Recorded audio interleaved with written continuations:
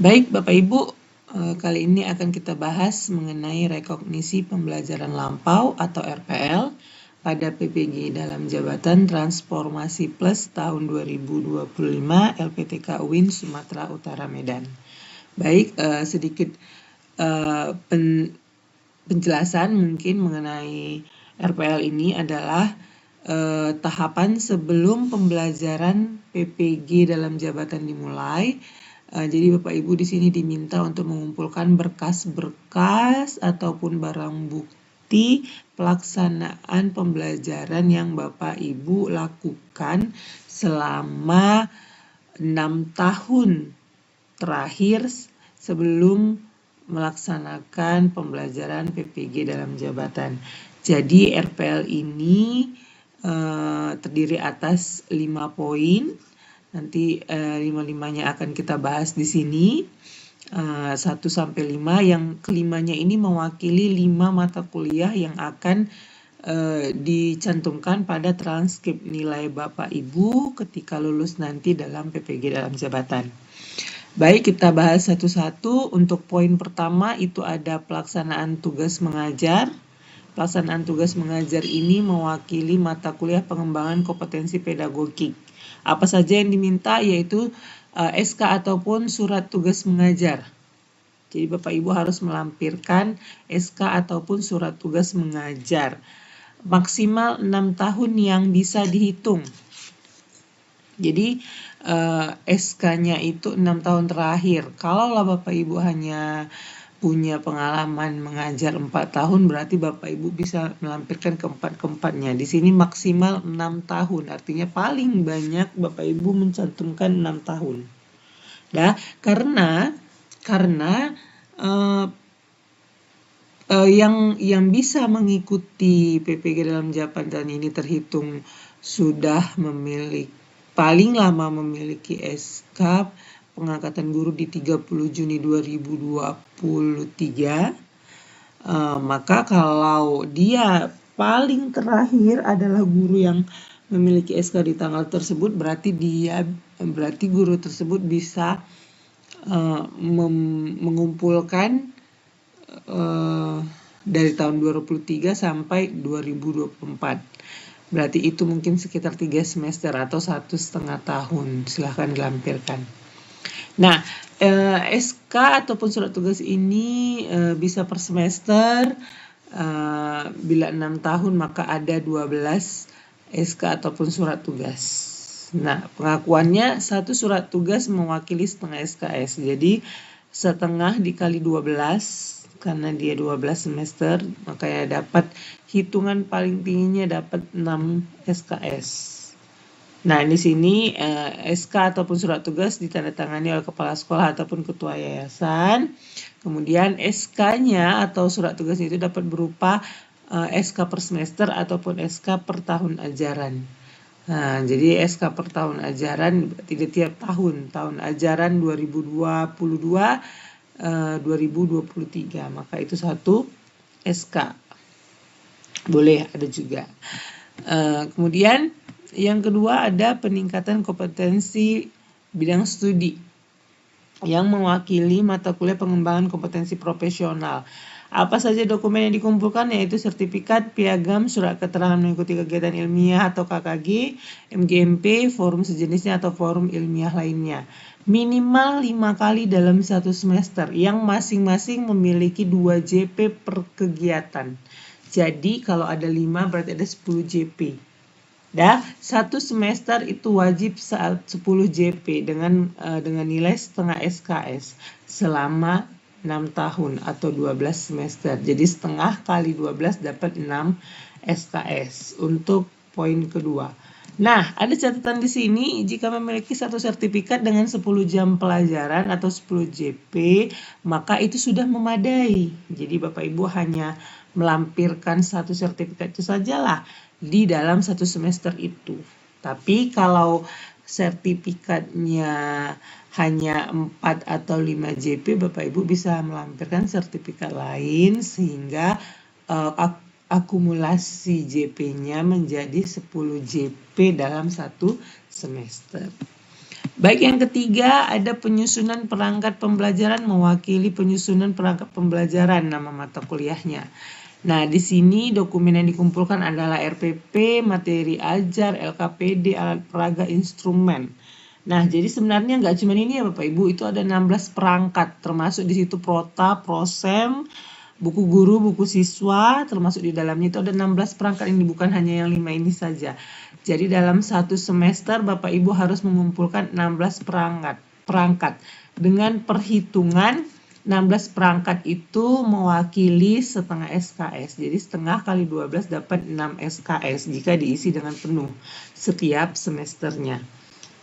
Kemudian di sini ada keterangan RPP-nya dibuat berdasarkan surat tugas ataupun surat SK ataupun SK yang ditandatangani oleh kepala sekolah atau ketua yayasan setiap semesternya. Jadi kalau misalnya di SK Bapak Ibu, misalnya ini di tahun ajaran 2022-2023 Bapak Ibu di SK-kan untuk mengajar mata kuliah mengajar mata pelajaran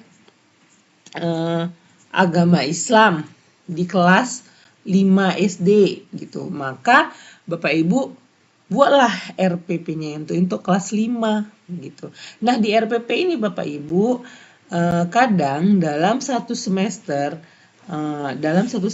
pembelajaran itu memuat beberapa tema. Jadi ini harus full.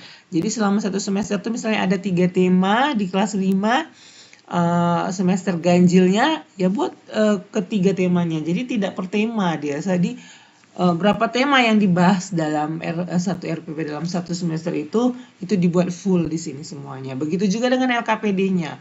Jadi LKPD di setiap pertemuan yang Bapak Ibu berikan lengkapi di setiap semesternya. Oke, kemudian yang keempat, melaksanakan kegiatan administrasi kelas di sekolah atau madrasah. Ini mewakili pengelolaan administrasi pembelajaran. Apa buktinya? Surat keterangan dari kepala sekolah atau madrasah tentang administrasi pembelajaran, administrasi nilai, administrasi peserta didik, administrasi kegiatan ekstrakurikuler. Jadi Bapak Ibu di sini setiap semesternya kepala sekolah memberikan surat keterangan bahwa Bapak Ibu telah memenuhi administrasi tersebut gitu. Jadi ada surat keterangannya. Buktinya tadi di poin ketiga, bukti pelaksanaan administrasinya kan kalau RPP itu kan administrasi pembelajaran. Kalau nanti administrasi penilaian itu nanti nilai yang Bapak Ibu telah berikan kepada siswa. Itu semuanya lengkap dan itu harus dinyatakan dengan surat keterangan dari kepala sekolah. Nah, nilainya dalam satu semester itu mewakili 0,5 SKS. Jadi dikali dengan 12 sehingga dapat 6 SKS. 0,5 kali 12 dapat 6 SKS. Nah, surat keterangannya ini harus ditandatangani oleh kepala sekolah ataupun madrasah. Ya Bapak Ibu. Nah, ketika ada pergantian kepala sekolah, misalnya ini mau surat keterangan apapun, jadi Bapak Ibu harus membubuhkan tanda tangan kepala sekolah yang sedang ditugaskan pada tahun ajaran itu. Mana tahu Bapak Ibu ada pergantian kepala sekolah misalnya di tahun 2023, tapi dokumen Bapak Ibu di tahun 2022 itu harus kepala sekolah pada saat tahun 2022, bukan yang tahun 2023. Oke. Kemudian poin kelima, ini ada peningkatan keterampilan guru dalam karya inovasi pembelajaran. Nah, Bapak Ibu sering banyak salah pengertian di sini. Kenapa? Karena bukti yang diminta adalah surat keterangan tentang salah satu karya inovasi berikut ini. Nah, kenapa salah pengertian?